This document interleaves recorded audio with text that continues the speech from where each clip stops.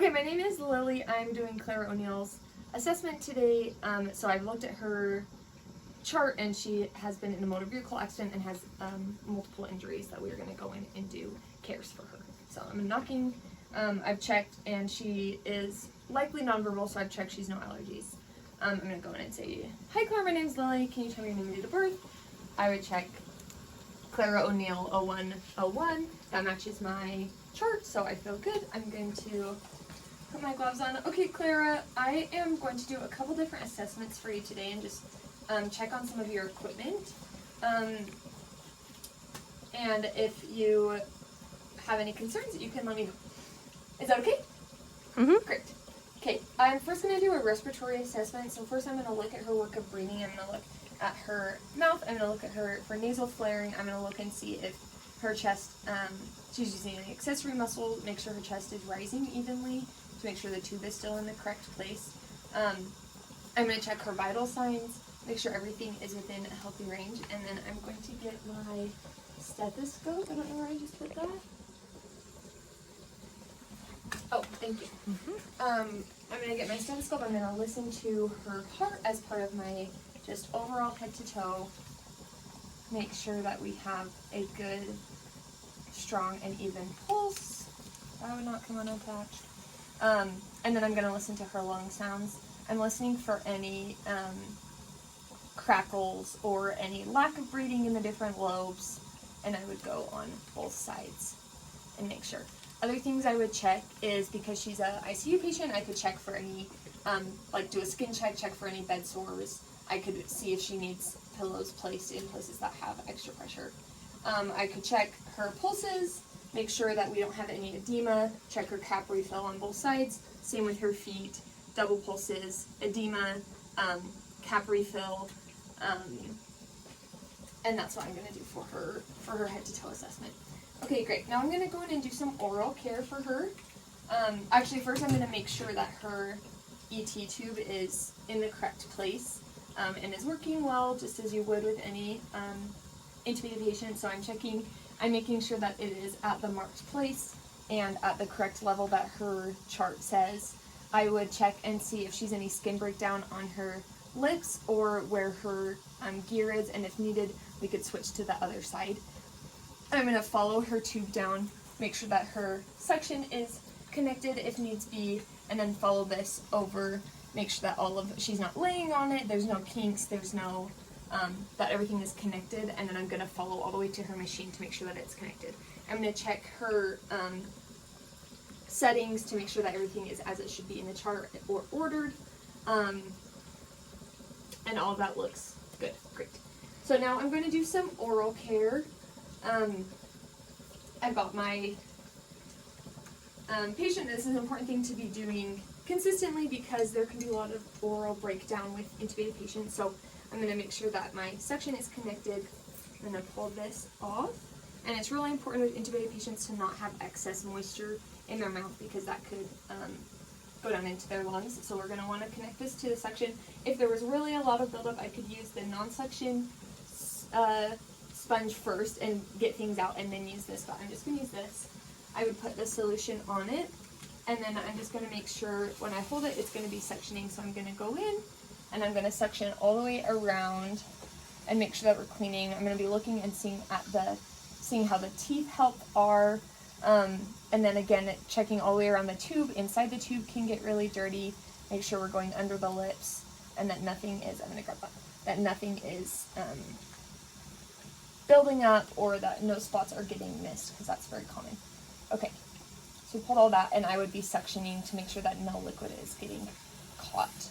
And then if there was any oral problems, I would chart and report that to the doctor.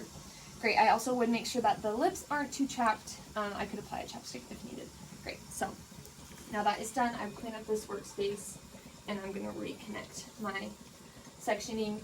If while I was doing my respiratory exam, I notice any crackling or any muffled breathing, or I can tell that the patient's oxygen is declining or can see any mucus, then I'm going to go in with the inline suctioning. I don't need to have sterile gloves because it's inline. If the patient's oxygen was really dropping, I could hyperoxygenate them before. I'm not going to right now. So I'm going to go and I would advance this. Normally this would all stay sterile. And I would advance until I felt some resistance. Then I'd pull back a little bit. My suction is on continuous on the right setting.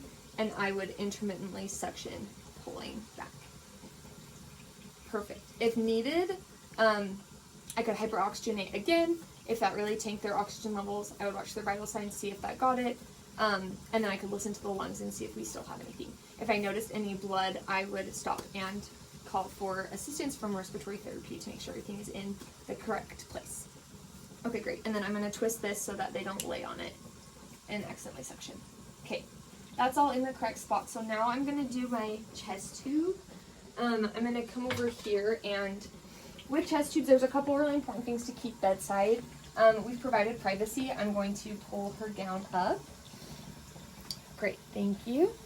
And with this, I'm just checking to make sure that everything is in it's still at the correct spot, and we have a couple emergency precautions on hand. So things we want to have bedside, we want to have clamps, and then we also want to have petroleum dressing. Petroleum dressing we would place on if there was any leaks right around, or if the tube slipped out. This would allow us to help keep it sealed while we redressed it or while we had to reassess the situation. So we have the petroleum dressing. With a clamp, what I would want to do is follow all the way down. Actually, I'll do the clamp in a second.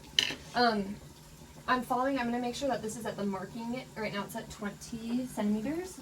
I would make sure that lines up with what the chart says. And I'm looking around, I'm seeing if there's any crepitus under to see if there's any air that's releasing. I also would ask if there's any pain.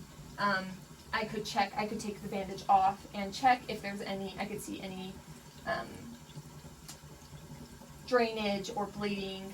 That would be a good thing to check, and I would only take that on 3 sides. I would replace the petroleum, and I would replace the gauze, and I would report any signs of infection.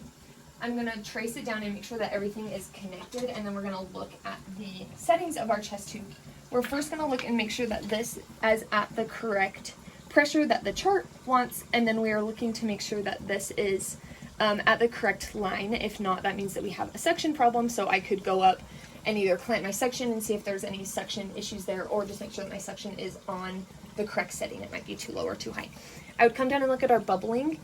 This is excessive bubbling for what we want. It's okay for there to be a little bit with breathing with the patient, but this is excessive, and so what we would do for that is check and see if there is a hole in the line. So I would have my clamp, and I would start up near the patient. I would clamp it. I could check now if my bubbling decreased. That would mean that the hole is on this side of the tube, which could be internal or right in front of it, and then I would work my way down clamping to see where a hole is. So you can see clamping that has decreased the bubble significantly. I can know that there's a hole somewhere above this clamping. Perfect. Now I'm going to and then I'm going to look at the amount of drainage. You can tell it tipped over, so I would subtract what's missing from here over there. It looks like it'll be about 200. I want to make sure that it is the correct color and consistency, and then just keep track of how much is being lost over time. Also important to educate the patient and the patient's family on watching out for this so that we don't ever tug on it or pull it to make sure it stays safe. Okay, great. That is our chest tube, and then I'm going to come over. Great. I would hand hygiene again. I'm going to get some gloves, and we're going to do an ABG blood draw. So with our ABG blood draw, we are going to make sure first that the pressure bag is at the right pressure, which is 300. This should be at the green, but this bag isn't holding pressure right now. Normally I would switch the bag, but for Sim's sake, this will be fine. And then make sure I have the correct solution running. So we've got it down. I'm tracing my line and making sure that it's open as it should be, following the way down. I would ask if this is painful. I would look for any tenderness or swelling or redness. Everything looks good. So I'm going to come in to I would lay a cloth under the arm, and then I could lay gauze underneath my stopcock. I can't remember if we had gauze or not. I'm going to say that this is a sterile gauze. Okay, so this would be a chucks under the arm to catch any bleeding, and then this would be right here for when we do our stopcock, and then I also would have a piece of sterile gauze that I would keep clean to put the cap on. So first I'm going to check my line, make sure that everything looks good, and we're going to pull out the extra saline so that our sample isn't diluted. So I can pull this off. I'm going to make sure this is off to my environment, open it up. Oh, I would place this on the sterile, or I would just get a new sterile cap after. Gonna connect it, and then I would pull I would turn it off to the transducer, and I would pull 3 milliliters. Because this is SIM, this is more bloody than it would be, and normally would be likely to be more saline. And then I would turn this off to the patient. Great, and then this is my waste, so I could waste this, I would replace the cap. Great. Then I would grab this, and again, I want to keep this as sterile as possible, so I would connect this, and I'm going to get my sample, which is 1 milliliter, and I'm going to turn it off to the transducer and pull up, and I want to make sure that the sample looks good. I'm turning off to my patient. Perfect. And then I could put this, and I would put the cap on, I would put it in the biohazard bag, and we would send it down for, I would label it, and we'd send it down for sampling. Perfect. Now I want to make sure that this line is clean, so I'm going to flush this, and this flush isn't working super great, but I would flush all the blood out so that nothing clots in the line. That's starting to get a little bit more diluted.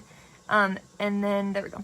And then I'm gonna turn this off to patient, and I'm gonna flush my stopcock.